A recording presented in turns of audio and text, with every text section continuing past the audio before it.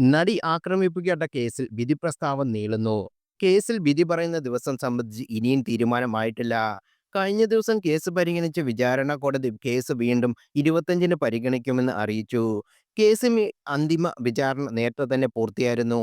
നിലവിൽ പ്രോസിക്യൂഷൻ ആരോപണങ്ങളെ സംശയ നിർവ്വഹണമാണ് നടക്കുന്നത്. വൈകാതെ തന്നെ വിധി പ്രഖ്യാപിക്കുമെന്നാണ് വിലയിരുത്തലുന്നത്.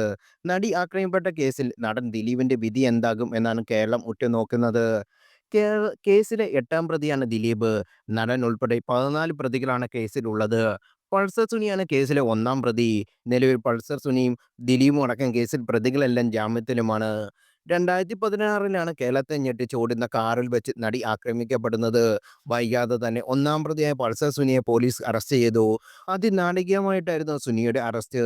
നടിയെ തട്ടിക്കൊണ്ടുപോയി പീഡിപ്പിച്ചു എന്നാണ് സുനിയുടെ പേരിലുള്ള കുറ്റം. കേസിലെ ഗൂഢാലോചനയുടെ പേരിലാണ് നടൻ ദിലീപിനെ പോലീസ് അറസ്റ്റ് ചെയ്യുന്നത്. നടിയെ ആക്രമിക്കാൻ ദിലീപ് കോടികൾ കൊട്ടേഷൻ തനിക്ക് വാഗ്ദാനം ചെയ്തു എന്നാണ് ജാമ്യത്തിലിറങ്ങിയതിന് പിന്നാലെ പൾസർ സുനി വെളിപ്പെടുത്തിയത്. വാഗ്ദാനം ചെയ്ത 1.5 കോടി രൂപയാണ്. ഇത് 80 ലക്ഷം രൂപ തനിക്ക് ഇനിയും കിട്ടാനുണ്ടെന്നും റിപ്പോർട്ടർ ചാനൽ നല്ല സിറ്റിംഗ് ഓപ്പറേഷനിൽ സുനി പറഞ്ഞു. 70 ലക്ഷം രൂപയാണ് ദിലീപ് പലപ്പോഴായി തന്നത്. നടി ആക്രമിക്കപ്പെടുമ്പോൾ എല്ലാ വിവരവും ഒരാൾ അറിഞ്ഞിരുന്നു. തന്നെ ആക്രമിക്കാതിരിക്കാൻ എത്ര പണം വേണമെങ്കിലും നൽകാമെന്ന് നടി തന്നോട് കരഞ്ഞു പറഞ്ഞിരുന്നു.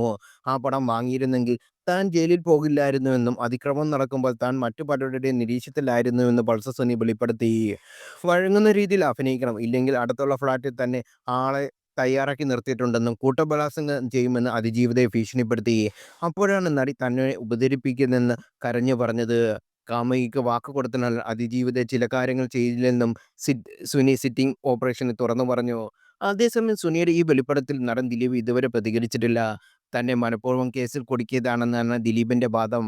കേസിൽ നേരത്തെ 85 ദിവസത്തോളം ദിലീപ് ജയിലിൽ കിടന്നിരുന്നു. തുടർന്നാണ് നടന് ജാമ്യം ലഭിച്ചത്.